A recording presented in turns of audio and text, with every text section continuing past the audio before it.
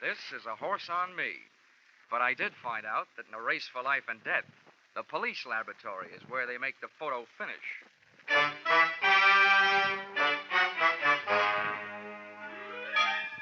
This is another in the adventures of America's fabulous freelance insurance investigator, Johnny Dollar.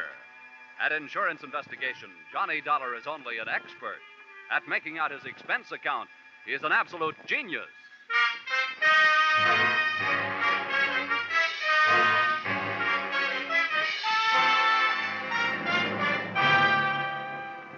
Expense account submitted by Special Investigator Johnny Dollar to Hartford Branch, Lloyd's Underwriters Association. The following is an accounting of my expenditures during investigation of the circumstances threatening the life of the insured, the Racehorse Piledriver. Or, he'd have been way off his feet if I didn't know my oats. Or, it's great to get a kick out of life so long as it isn't a kick in the head. Expense account item 1, 18 cents, one package of cigarettes. You may consider this a personal item, but that's where this case really started. At the cigar stand, ground floor, terminal office building, here in Hartford. I'd come down in one of the elevators and noticed a little guy with a cane standing with a starter. After I passed them, I felt myself being pointed out. And not being the type who likes being followed for long periods of time, I gave myself a good reason to stop and look things over. Hello, Mr. Dollar. Hiya, Mac. Give me a pack of Luckies, will you? I just sold you a pack when you came in. I know. But things may really start smoking any minute. Here. Good morning to you, sir. I've been led to believe that you were one Mr. John Dollar. Would that be a fact? Yeah. I'm Dollar. What can I do for you? Well, I am quite a famous fellow myself. Perhaps you've heard of the fabulous jockey Earl Sand? Yeah, but... Well, next to him, I was among the best. May I introduce myself? I'm the famous little Nettie Montana, sometimes called the short Johnny Longden. Shake hands. Oh, how do you do? Now, to business. I think I have a way for you to solve my problem and make yourself an honest buck besides. Oh, now, whoa, pony boy. You're wasting your time. I don't bet the horses, and when I do, I don't buy tips from touts. Oh, now, wait a minute, pal. I did not introduce myself for the purpose of being insulted. I will have you know that I, too, do not consort with touts. I will thank you to keep a civil tongue in your head. Oh, I can see this is going to be one of those days. What is your problem, mister? Well, it is a problem best not overheard by people in the lobbies of office buildings. But this much I can tell you. It is about a horse and $50,000 insurance. That is why I came to you. Well, I'd be richer if I'd known more about horses, and poorer if I'd known less about insurance. Maybe in this thing I can break even at least. Come on. I hope you are not too much of a purist to ride in a taxi. Little Nettie looked like he'd stopped growing physically at the age of 14. And every once in a while he talked like his mind had also called it quits at about the same time. The only thing slick about him was his hair. The only thing sharp, his clothes. Liars always talk too much, and little Nettie wouldn't say a word until we were inside my apartment. So even before he started his pitch, I half believed it.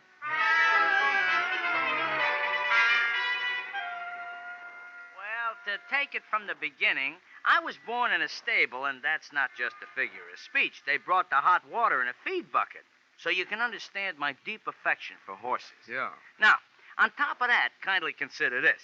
One horse in particular, a very brave steed by the name of Piledriver, has not only made me very famous, but has also made me a very large pile of hay. I have ridden Piledriver to a win position since he was a maiden. Piledriver, huh?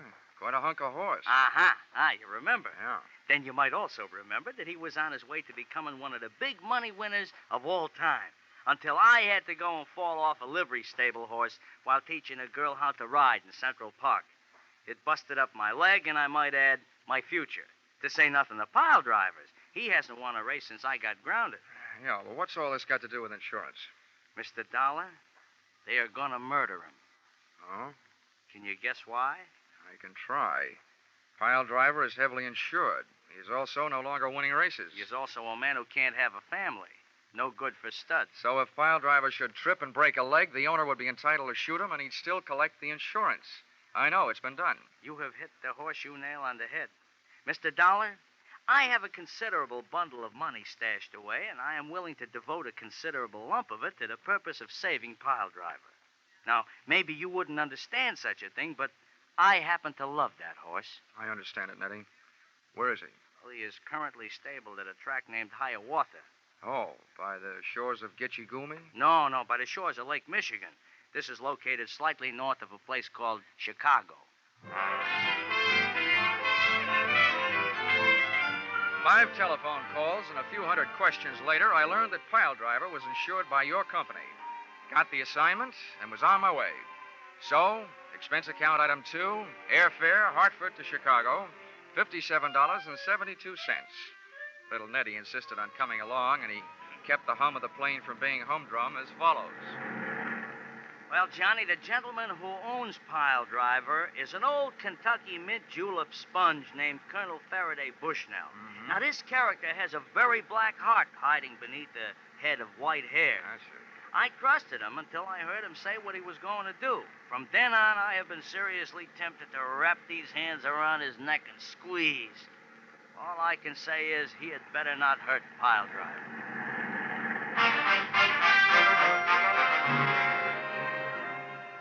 Expense account item 3, $16.40. Cab fare, Chicago Municipal Airport to Hiawatha Racetrack.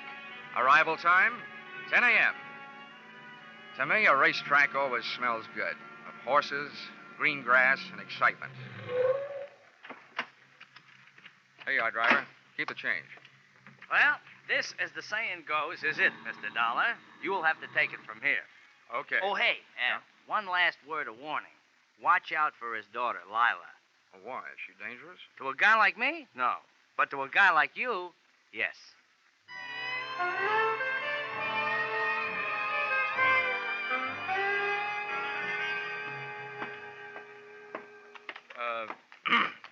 Pardon me, miss.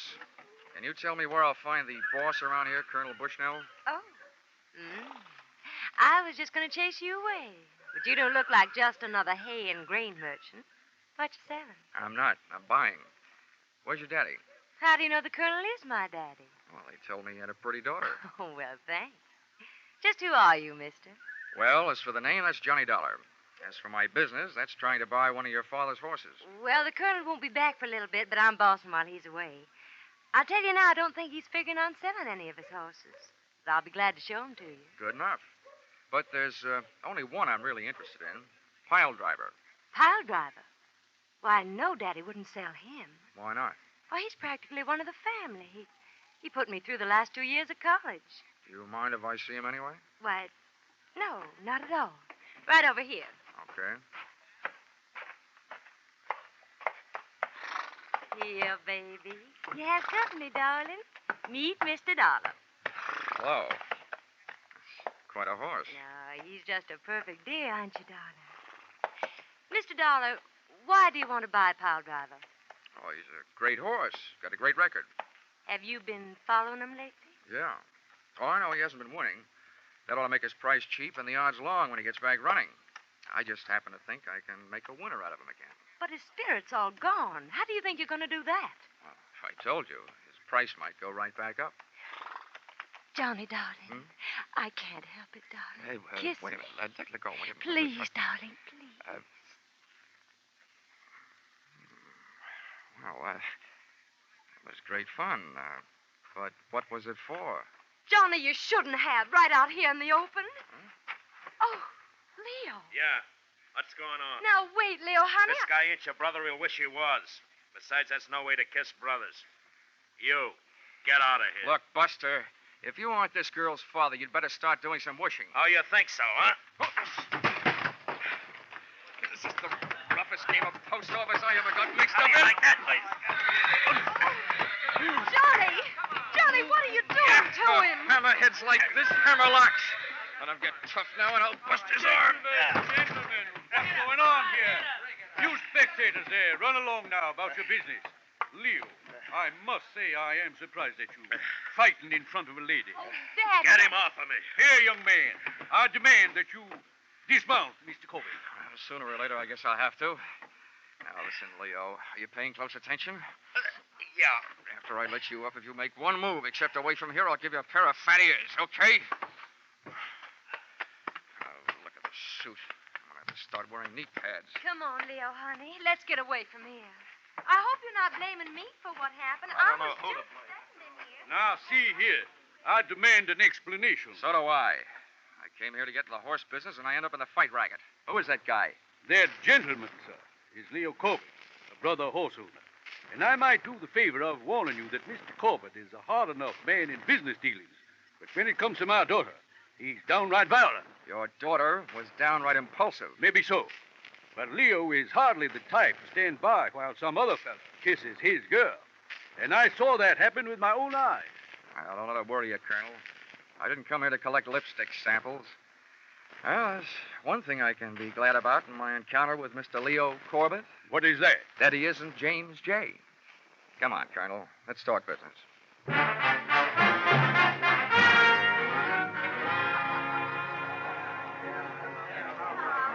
Hey, bartender. Hey, Mr. Dollar, over here. Oh, never mind. There's my man over there. How are you, Ninny? Oh, I'm fine. Hey, but you, where did you catch that mouse under your eye? Oh, I'm sharp as a trap, I am. You were so right about Miss Bushnell. She's not only dangerous, she's daffy. Huh? I didn't know she could hit that hard. Oh, she didn't. Let's just say that she has a novel way of introducing people to her boyfriend. Oh. You know him? Leo Corbett? Well, if I knew any more, I'd be the Racing Commission's witness. He owns a string of very fast horses who run very slow until the odds get right. Then he bets them up to the brisket, wins himself a potful. It's also rumored that he is stiff competition to the Perry Mutual machines. He books big bets among the owners. Well, they'll catch up to him sooner or later. They always do. Amen. But about that Yeah? human glue factory, my friend, the horse-killing colonel. What's with him? Well, I offered him $60,000 for Piledriver. Huh? That's $10,000 more than he'd get if he knocked him off and collected the insurance. Yeah, where are you going to lay your mitts on 60 G's? I haven't got that kind of dough. We don't need that kind of dough, little Nettie. You see, I told Bushnell that I was sending to California for my private vet, and that he'd be here in 3 days. And that once he pronounced the horse sound, I'd give him the money. Yeah, but that only means that Piledriver is safe for another 3 days. And then what? In those 3 days, it's up to me to prove intent. And if it's there, I'll prove it. And have the policy canceled. Once that's done, he'll probably be willing to peddle the horse for $10,000. That I can handle. But in the meantime, I'm not taking any chances, see? I'm keeping Piledriver under my own personal eye. I wish you wouldn't, Nettie. We don't want the colonel getting suspicious. I can't help it, Mr. Dollar. I just can't help it. Okay, Nettie, but don't blow it. Be careful.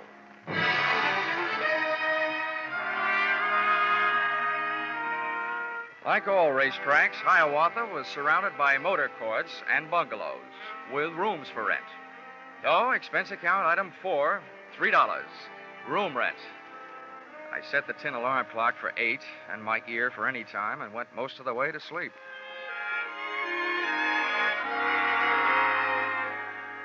First things being first, I dreamed of girls. Then I dreamed of fire engines. Then suddenly, I realized why. I was hearing some. I bounced out of bed and over to the window. There I saw an incendiary sunset hanging over the racetrack stables. I jumped into my pants and into the landlady's car and got over there as fast as a 1929 Ford could take me.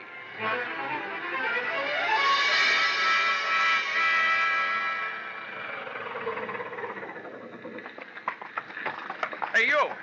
What? How'd it start? It started between those tables. I don't know how, but the guards were looking for a little guy with a lamp who was hanging around. Oh, where'd he go? I didn't see him, but I hear he ran in the fire and didn't come out. Some crank, I guess.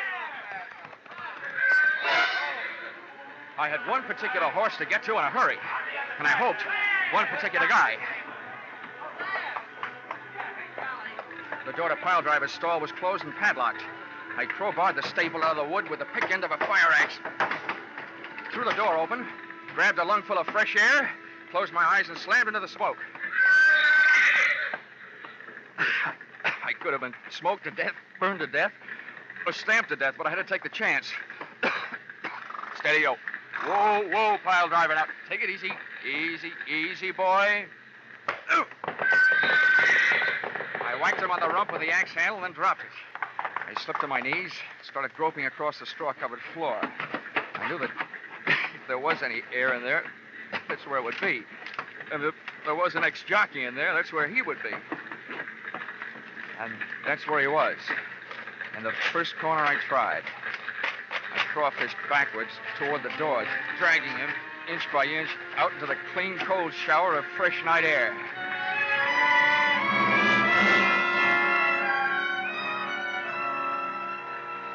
But I could have saved myself the trip. Little Nettie Montana was dead. He'd had a horseshoe hung on his forehead, but not for luck. And all I could think of at the moment was, a jockey's best friend is not always his horse.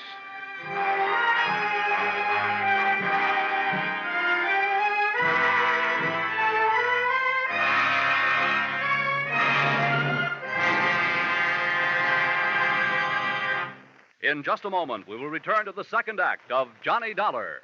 But first, may we take just a moment from tonight's Johnny Dollar story to remind you that 3 more fine adventure shows come your way each Saturday night on most of these same CBS stations. First, there are The Adventures of Philip Marlowe, based on the smart and tough Private Eye created by Raymond Chandler. Second, there's Gangbusters, one of the most famous crime shows on the air, reenacting outstanding police cases in real life. Third, there is Escape, a highly unusual adventure show which fulfills your need for escape. Hear these 3, Philip Marlowe, Gangbusters, and Escape, along with yours truly, Johnny Dollar, every Saturday night, won't you? Tune in this fall for the shows that you love best of all. Listen carefully. Here's the address. It's CBS. Now, with our star, Charles Russell, we return to the second act of yours truly, Johnny Dollar.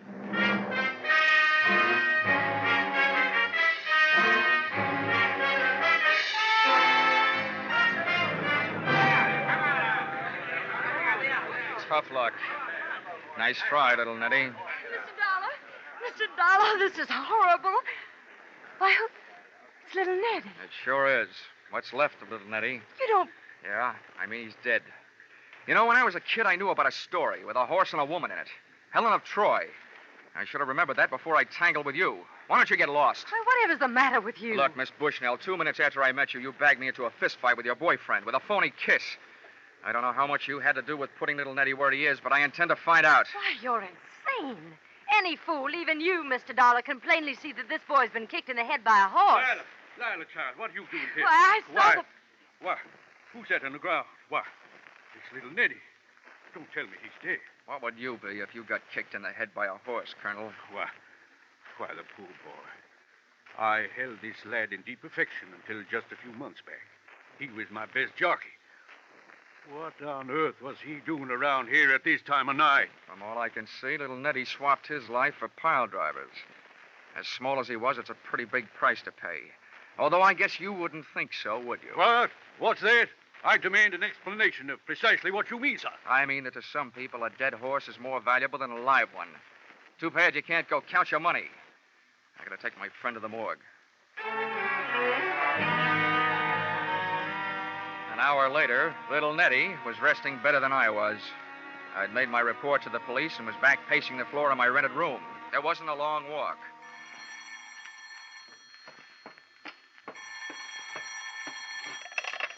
Yeah? This is Lila Bushnell. I gotta see you right away. Why don't you start another fire? That'll draw me. I didn't have anything to do with that fire, but I must talk to you right away. Where can I meet you? Have you got a car? Yes, I'll come any place. Now, pick me up here in 20 minutes. Come alone, and we'll take a little drive to the country. I want it to be just the 3 of us. You and me and the dewdrops.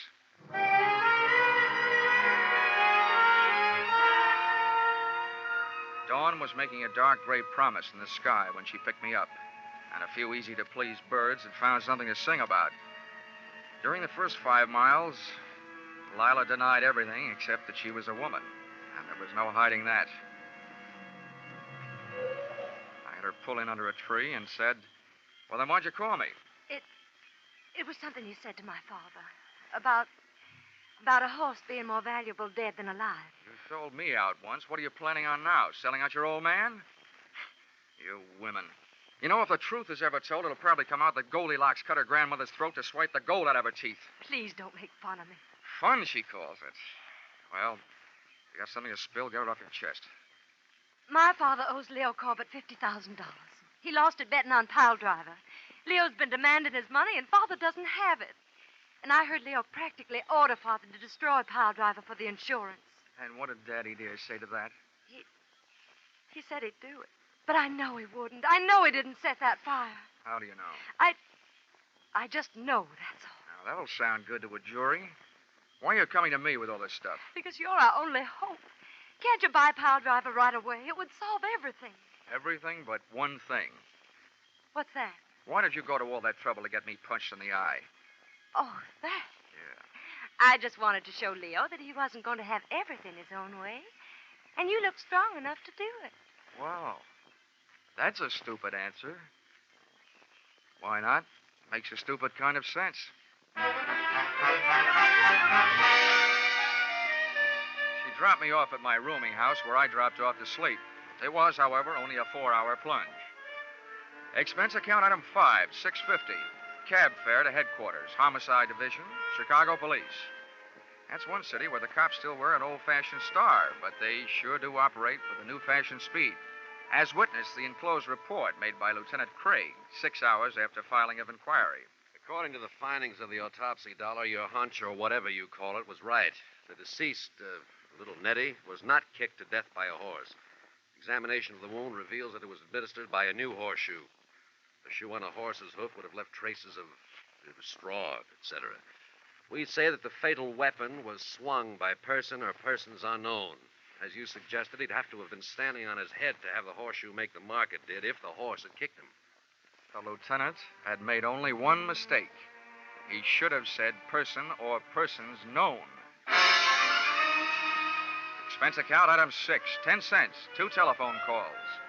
The idea I was working on, I'll give you for nothing. Expense account item 7, $650. Cab fare to Administration Building, Hiawatha Racetrack, where the afternoon's program was in progress, and where I got the wholehearted cooperation of the track officials and the use of a vacant office in which to hold the meeting I had set up. I sat myself in a swivel chair and waited.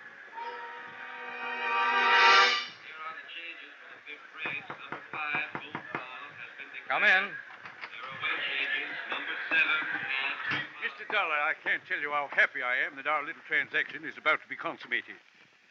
If you have the money with you, sir, Piledriver is yours. Now, wait a minute, Colonel. Let's not go consummating too quickly. But, my boy, you indicated over the telephone. I indicated over the phone just this. I said my offer was as good as it ever was. And to tell you the truth, it's not very good. Now, see here. Who's that? Sit down, Colonel. Come in. Why, Leo, what are you doing up here? Anytime anybody shows up to hand over $60,000 to you for Piledriver, I'm going to be here. That's exactly what this smart guy called me up to tell me he's about to do. Now, gentlemen, let's take it easy. Before I do anything, I want to make sure I'm not doing business with a murderer. Sir, I demand an explanation. What about you, Leo? Yeah, so do I. Well, here it is. The Chicago police know 2 things. 1, that last night's fire was set. And 2, that little Nettie was murdered.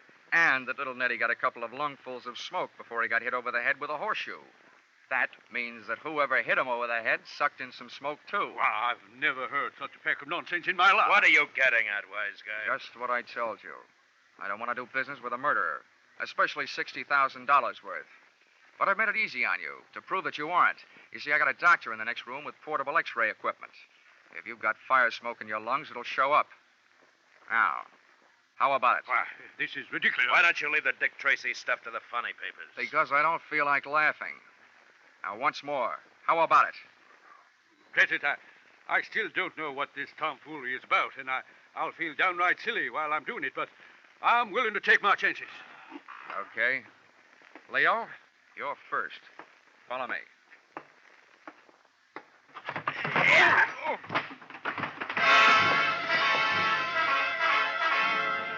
Turning your back on a murderer is no way to stay healthy, but very often it's a good way to get him to make his move. This one did, right out the door, knocking me down en route, and the chase was on. Out of the building and out toward the grandstand and the racing circle. And there they go. On the outside, Dreamy Boy by a neck. It's Brockbuster by a length, and it's Willie Girl by a head. And at the quarter, it's Dreamy Boy. It may have been Dreamy Boy at the quarter, and on the track, well, it was my quarry by 50 lengths as he headed up an aisle into the grandstand.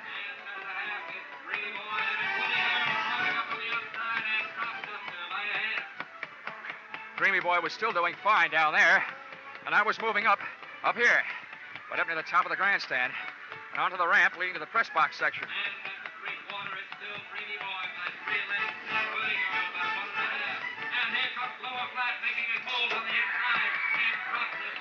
Just as Dreamy Boy hit the three-quarter, we hit the grandstand roof, and then we went into the stretch. Hey, Corbett, it's hopeless. You can't get much farther. You're running out of roof. I slid behind a ventilator and showed myself to draw his shots. He was lousy. If he hadn't been, I'd be dictating this with an air-conditioned elbow. Okay, Corbett, you've had it. I've been counting your shots.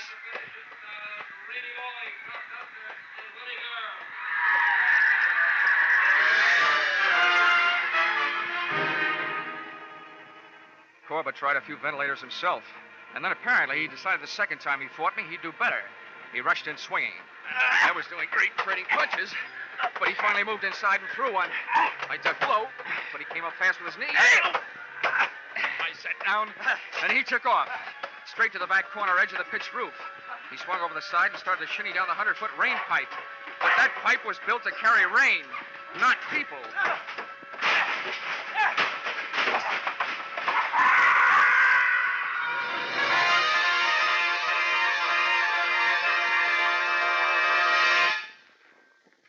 At the finish line of one tiny segment of the human race, it was gambler, arsonist, murderer, Leo Corbett, by a head.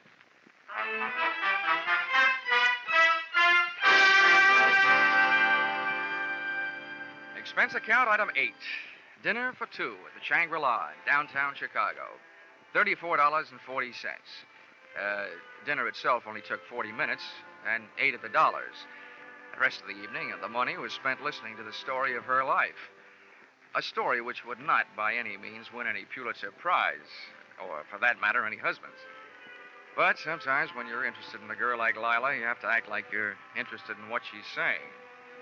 Expense account item 9, $57.72. Airfare, Chicago to Hartford. Item 10, $1.50. One book to read on airplane, titled How to Win at the Races. As if I just hadn't found out. Expense account total, $1,449.22. I guess you could call that horse sense. Signed, yours, truly, Johnny Dollar.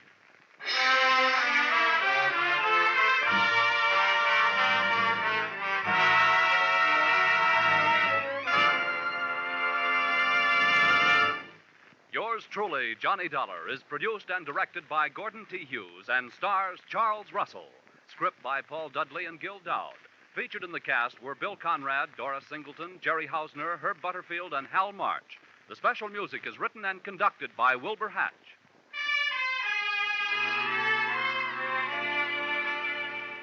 Be sure to be with us at this same time next week when another unusual expense account is handed in by Yours truly, Johnny Dollar.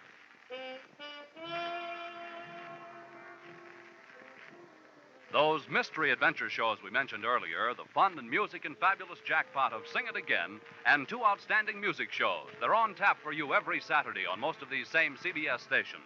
Gene Autry comes along with his Sagebrush Ballads, and Vaughn Monroe is due with his songs and his great orchestra. In fact, you're invited to stay tuned right now for The Vaughn Monroe Show, for it follows immediately over most of these stations. Paul Masterson speaking. This is CBS, the Columbia Broadcasting System.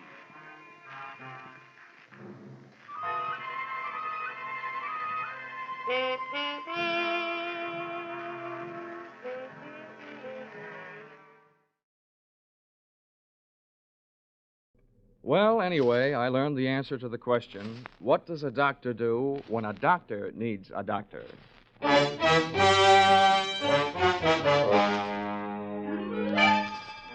This is another in the adventures of America's fabulous freelance insurance investigator, Johnny Dollar. At Insurance Investigation, Johnny Dollar is only an expert.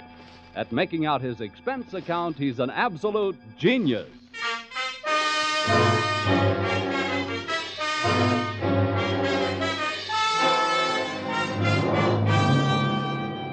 Expense accounts submitted by Special Investigator Johnny Dollar to American Volunteer Liability Insurance Company, Hartford, Connecticut. Attention, Homer Shalley, General Manager.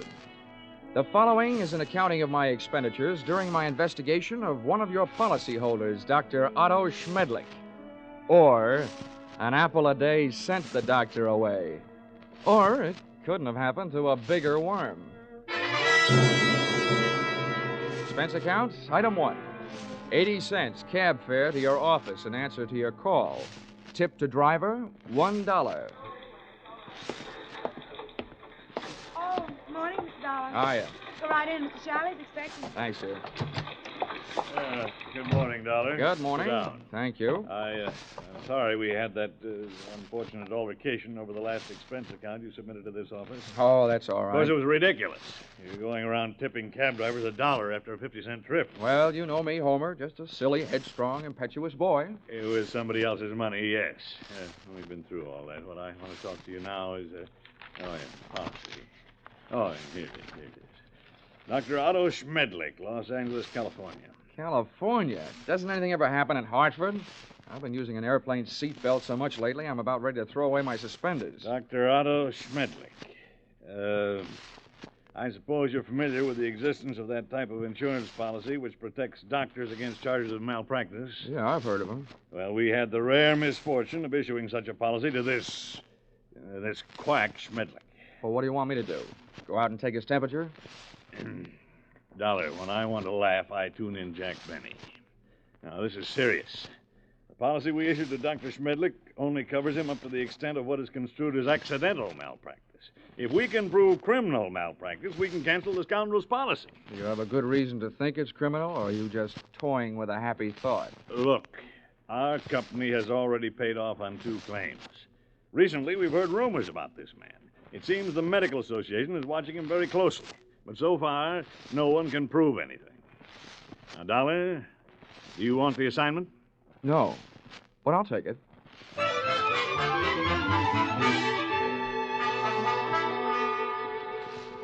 Expense account, item 2, $194.04. Airfare, Hartford to Los Angeles. Item 3, $4.50.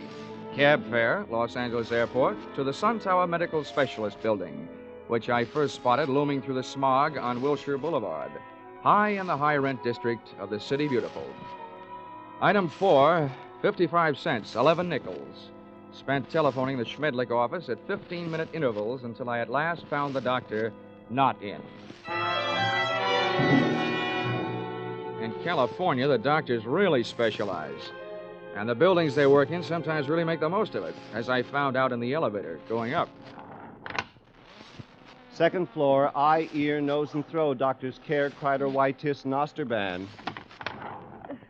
Pardon me.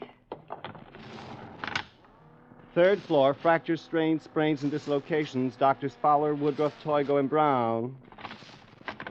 Oh, pardon me. Fourth floor, obstetrics, orthopedic, pediatrics, and general practice. Dr. Small, Collier, Reynolds, Frank, Stanley, Feinbaum, and Schmedlich. Would all these medical terms you just tossed off by any chance mean that we have now arrived in the land of the mechanized stork? To put it crudely, yes. Thank you, Jack Armstrong.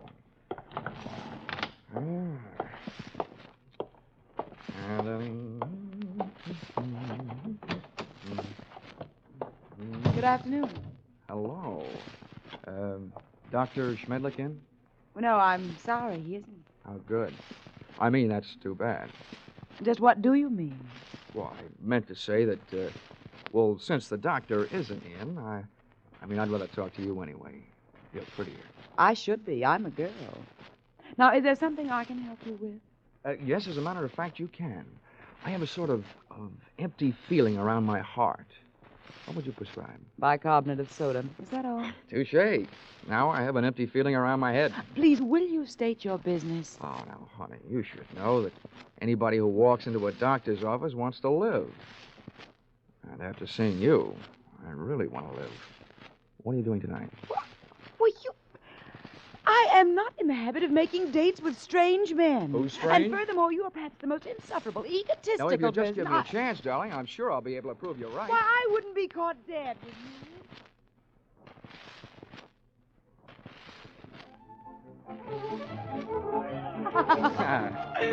Oh, Johnny, you ain't. You like that, huh? This is the first time I've ever tasted champagne. Good old champagne. The rich people's 7-Up.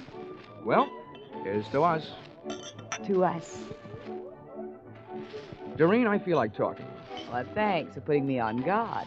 Listening to you can do strange things to a girl. I want you to know more about me. I'm an insurance man. I didn't go up to your office hoping to see the doctor. I wanted to see his nurse. You. Why, Johnny Dollar, if you try to sell me... Oh, hey, now, wait a minute. Hear me out. You can probably guess it's getting pretty tough trying to sell insurance these days. More than anything else, a guy needs a new angle, and I've got one. People who go to doctors are worried about their health. Now, people who are worried about their health are worried about the security of their families. So they become good prospects for insurance policies. No, but at the same time, aren't they also bad risks? A lot of them are, yeah. But they can't pass the insurance physical. But there are plenty of others. You should know the figures prove that as many healthy people go to doctors as do unhealthy. Perhaps the most popular disease in America is hypochondria, and the national headquarters seems to be located right here in Los Angeles. I see. And from me, you want a list of Dr. Schmedlich's patients? Smart girl. Smart boy.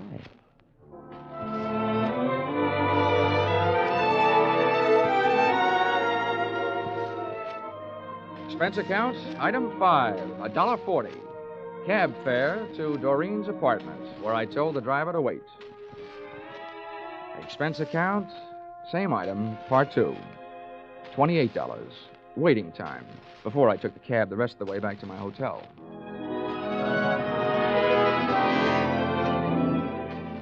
Expense account, item 6.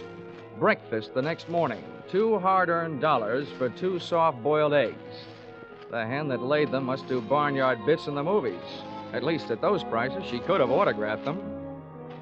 At 9:30, I was right on time for my morning appointment with Doreen to pick up the list of Dr. Schmedlich's patients, a half hour before the doctor was due to arrive. Well, Johnny, for a man who stayed up so late, you're very punctual. Oh, that's me.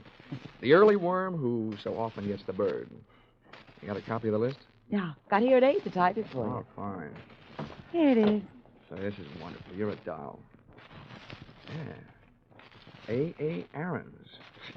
You'd make the top of any alphabetical list. Look, this is a selfish way of saying thanks because I'll enjoy it more than you will, but dinner at Romanoff's tonight? I love it. Good. Good morning, Miss Smith. Oh, good morning, Dr. Schmedlich. Oh, these patients already? Oh, yes, Doctor. This is Mr. Dollar. He's from out of town. Good morning. Well, all right. What's the matter with you? Oh, it's really nothing. Well, let me be the judge of that. I will make the diagnosis. I will see you in a moment. Johnny, I don't know what happened. He's never come in this early before. I don't mind that, but I wish you hadn't made a patient out Well, of I just had to say something. He wants to know about everybody who comes in here. Johnny, you'll just have to go through with it. We can't let him know about the list. Okay. But what's this going to cost me?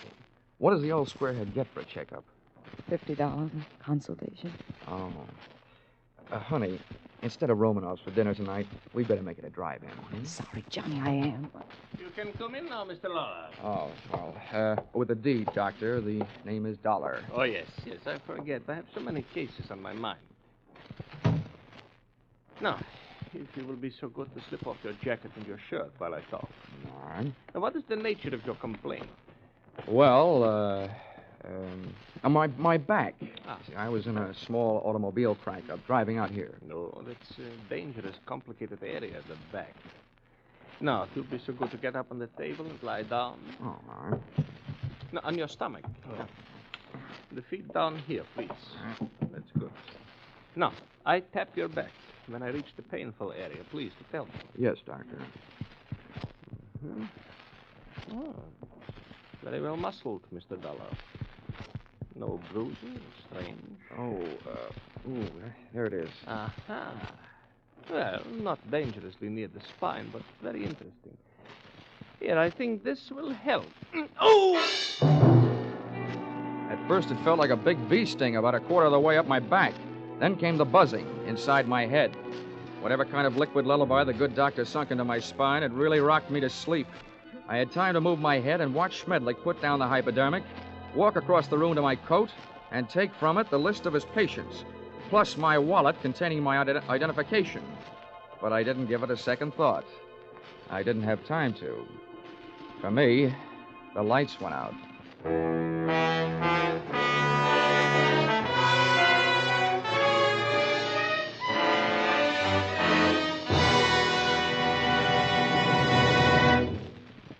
In just a moment, we will return to the second act of Johnny Dollar. But first, assets, one block of wood. Liabilities, more trouble than the legendary paper hanger with the hives. It sounds as though Edgar Bergen had a pretty bad bank balance, doesn't it? But luckily for you, he comes back week after week to the CBS studios with his block of wood named Charlie and lets himself in for more trouble.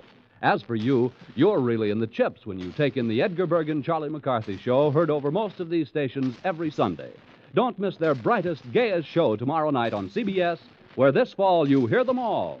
Tune in this fall for the show that you love best of all. Listen carefully, here's the address. It's CBS. Now, with our star, Charles Russell, we return to the second act of yours truly, Johnny Dollar.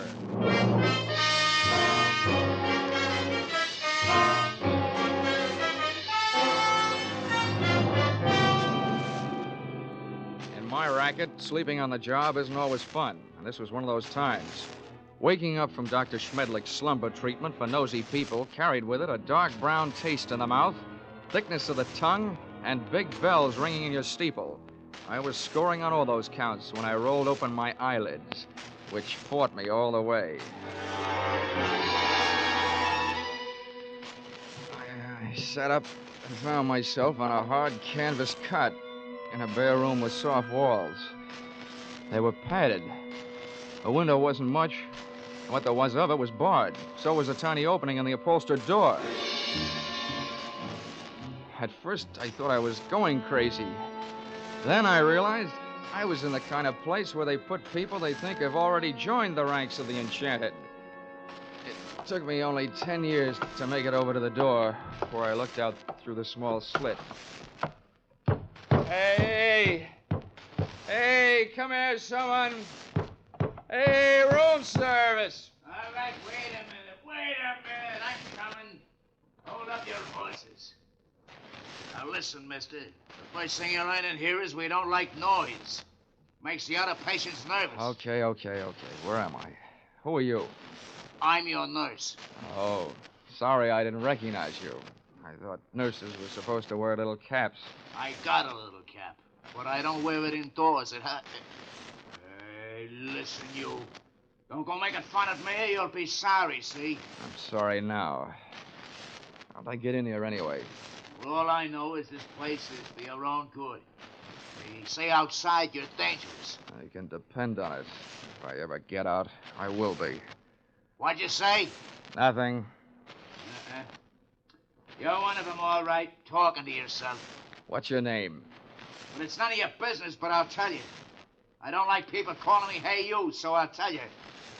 My name is Foggy. Okay, Forgy. Listen, all I want is a chance to talk to somebody who's in charge. How about it? That's easy. When your time comes, the boss will be here without no asking. You get one visit from the boss every day, just like all the others. When'll that be? Just before supper. So why don't you go back to sleep? That won't be for 4 more hours. Oh, dandy. Who is this boss? What's his name? The boss is not a he. It is a she. And her name is Dr. Doreen Smith. I I had 4 hours to think up different ways of calling myself a sucker. At the end of hour number 1, I ran out of fingernails. At the end of hour number 2, I ran out of patience. And the other 2, I spent devising torturous new ways of getting even with a combination that shanghaied me into that fancy four-walled straitjacket. They had left me only one move to make. That was out. I figured that if the winsome Dr. Doreen Smith paid me a visit, she'd come with her body well guarded, probably by the charming, bemuscled behemoth, Nurse Forgy, who, from what I saw of him through that slit in the door, was no Florence Nightingale, believe me. For him, I needed a club. I didn't have much to work with. The iron and canvas cot was heavily bolted to the floor, as was the only other piece of furniture in the room, a small but sturdy table. Took off one of my shoes, ripped the heel off in an angle of the cot, and looked lovingly at the shiny little nail points gleaming back at me from the solid piece of leather in the palm of my hand. I put it to work, ripping a 4-foot square of canvas out of the cot. Then I put both of my shoes into the center of the square, picked up the corners, tied them together close to the weight, gave it a heft, feeling that I now had at least the start of a weapon. Hey, you! Here we are. Oh, I suppose you think that's good news. He's safe, Dr. Smith. He's still groggy from that joke. Don't trust him. Grab his arms when you go in and hold on. Now go ahead. I'll follow.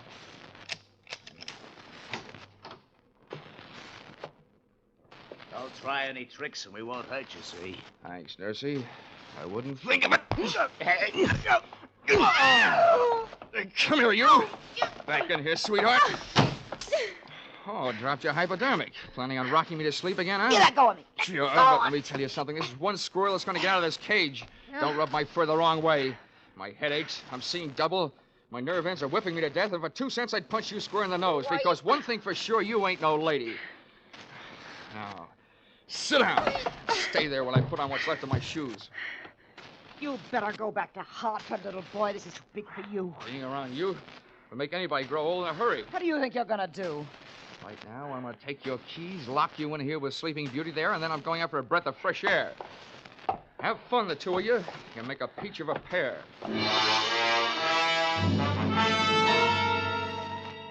I stumbled through the rest of the building, which turned out to be nothing more than a country house.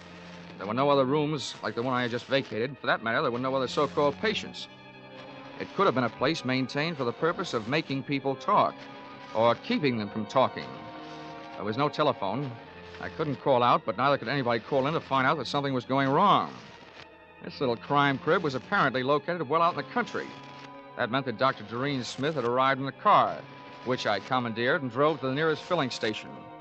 No longer having in my possession that list of Schmedlich's patients, I flipped through my memory and came up with a single name I had noted in his office, A.A. Aaron.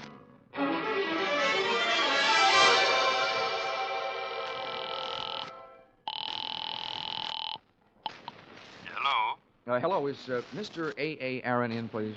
It is Aaron speaking. Oh, good. Mr. Aaron, I'm representing a group of West Coast druggists. I'm making a survey. Where do you have your prescriptions filled? It is at the Enjoy Pharmacy on Beverly Boulevard. Oh, I see. One more question, Mr. Aaron. I know that in many cases people go to the pharmacist recommended by their doctor. Is this the case with you? Yes, that is right. Well, thank you, Mr. A.A. Aaron.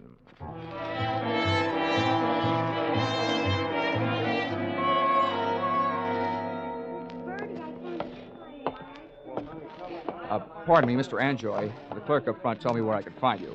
My name is Dollar. I'd like to have a word with you if you have the time. On the basis of ethics, the state of California should have picked up the gentleman's pharmaceutical license and issued him a barber's permit. Mr. Anjoy loved to talk. From the few thousand words he threw at me during the ensuing half hour, I managed to sift the following information. Dr. Schmedlich's prescriptions were usually refillable, dangerous, and habit-forming. I also managed to memorize the names of a few of his patients from the narcotics book. With these tucked into a lonely corner of my cerebral cortex, I limped out into the newborn night.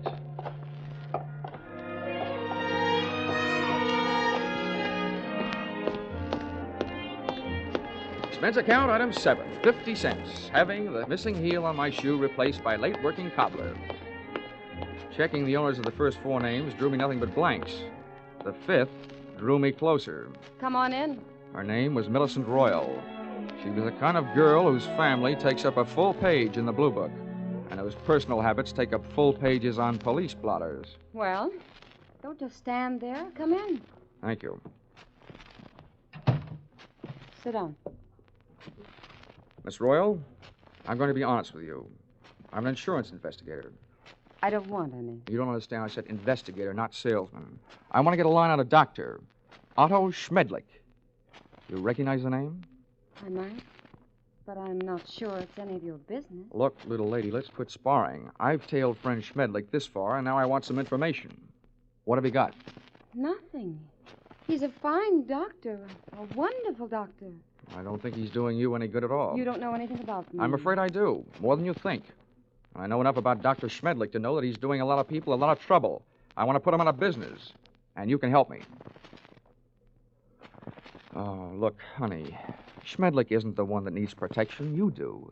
You and the other people on the same spot you're on. Why don't you do yourself some good? I think you better leave now. Okay. Perhaps I'd better drop around to the home of Quincy P. Royal, Bel Air. My father?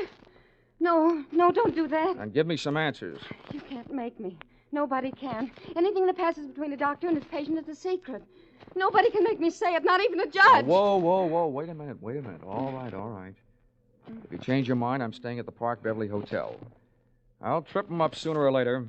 If I have to, I'm turning it over to the federal men. Narcotics department. Why did I ever let you in here? Get out. Leave me alone. Go away. Please. You can't make me do anything. Well. Is my estranged wife having a lover's quarrel? Bill, get this man out of here. Make him leave me alone. I don't see why I should rescue you from anybody's clutches. But you, I don't like your look, so get out before I bust you in half. You know, you look like just the guy who might be able to do it. Happy honeymoon.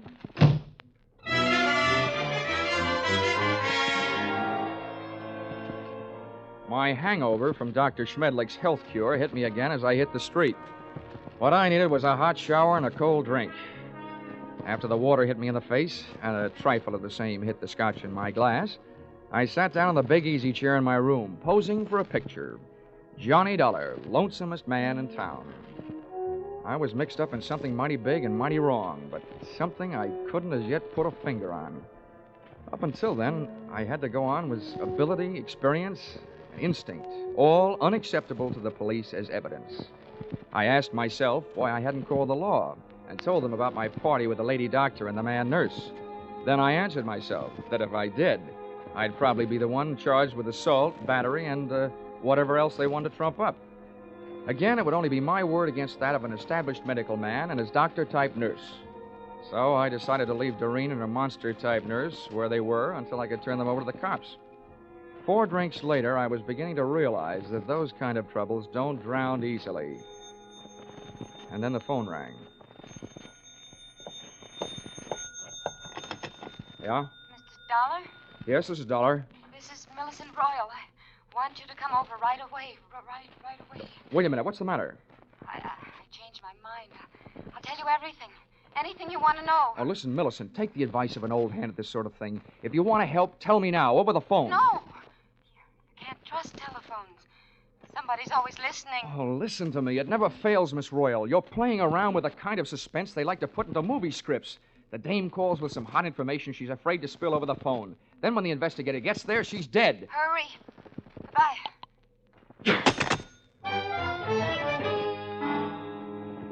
I went there. I was right. She was dead.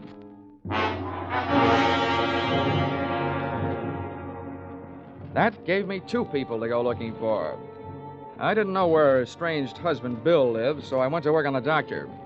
His all-night telephone exchange gave me the information that he had called in just before leaving the hospital on his way to the office and could be reached there in 20 minutes. I was apparently closer than he was, so I walked over to the building and up to the 4th floor. There were lights on in the Schmedlich office, so I walked in. What do you want? I came here to see the doctor, Bill, but I was going to get around to you eventually. I just came from your wife's apartment. So did I. That's what I mean. You've got some talking to do. I know who you are, but don't go getting any ideas. I didn't kill her. I loved her. It didn't sound like love when I met you in the apartment. We made up right after you left. I went out to get her something from the drugstore. When I came back, she was dead. That's what I'm doing here. I'm waiting here to kill the man who did it. How do you know it was Schmedlich? Because after you left her apartment, she called the doctor and told him if he didn't stop shaking her down, she was going to tell you the whole story. And he threatened her, and she called me. What was the grounds for blackmail? Narcotics? That's right. He got her started on it during a long illness she had. After she was well but still needed the drug, he told her he'd see that her family heard about it. She didn't pay him off. Nice guy. He wrecked us, wrecked our marriage, made a victim of her. And she wasn't the only one. There were others. He'd make drug addicts out of them and then threaten to blackmail them if they didn't pay off. Can you prove all this? I can't prove it. Nobody can. The cops, the medical association, they've tried. But Schmedlich is clever. Too clever. When I blast that monster out of the world, I'll be curing it of a big sickness. Now, hey, take it easy. Look, I know how you feel, but you haven't got the right answer. Why don't you let me take over? Stay out of it, Dollar. I never belonged to any Boy Scout troops. I'm not joining now. You know what they say, an apple a day? Well, I've got one here for the doctor. You see this? It's left over from Guadalcanal. Sure do see it. A pineapple. Army type. Hand grenade. Well, I'm going to feed it to him. Oh, Bill, now look, I know you're upset, but don't forget, those things were designed to take care of more than one man. Have you thought of that? I've thought about it a lot, and it still all adds up. I haven't got a thing left to live for. Hey. That's him. Bill, you're off your rocker. Don't do it. Give me that thing. Shut up. Stand away. What is this? What are you two doing here? Come and get it, Schmedlich! A bomb! Before the grenade could explode, I did. With one foot, I kicked Bill mightily in the shin bone. With a pin pulled, I only had about 5 seconds. I took 2 steps, and with the other foot, I kicked the grenade out to the corridor, then I hit the floor.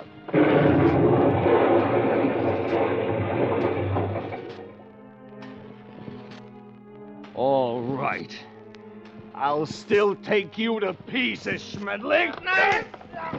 I let Bill go to work on the doctor until he had socked him into a state of unconsciousness. And to save Bill from a murder rap, I did the same for him with a loose portable typewriter. Sorry, but it's time to typewrite the tagline, William. P.S. Then I called the police.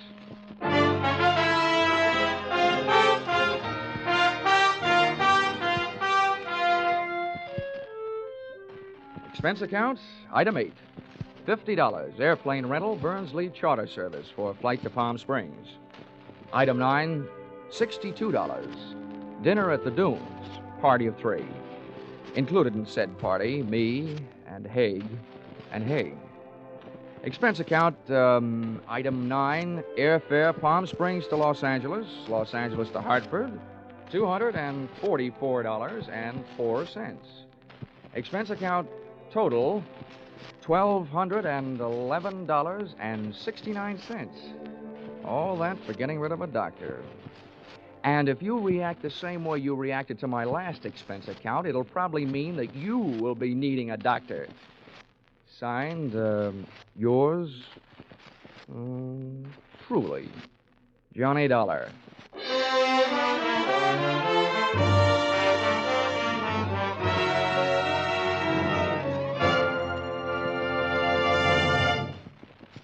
Yours truly, Johnny Dollar, is produced and directed by Gordon T. Hughes and stars Charles Russell. Script by Paul Dudley and Gil Dowd. Featured in the cast were Willard Waterman, Betty Lou Gerson, Larry Dobkin, Paul Dubov, Georgia Ellis, and Edmund McDonald. The special music is written and conducted by Wilbur Hatch.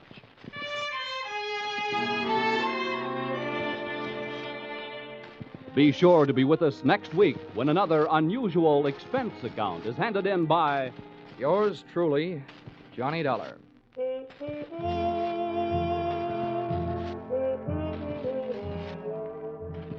Stay tuned for Vaughn Monroe and his Caravan, which follows immediately over most of these same stations. Paul Masterson speaking. This is CBS, the Columbia Broadcasting System.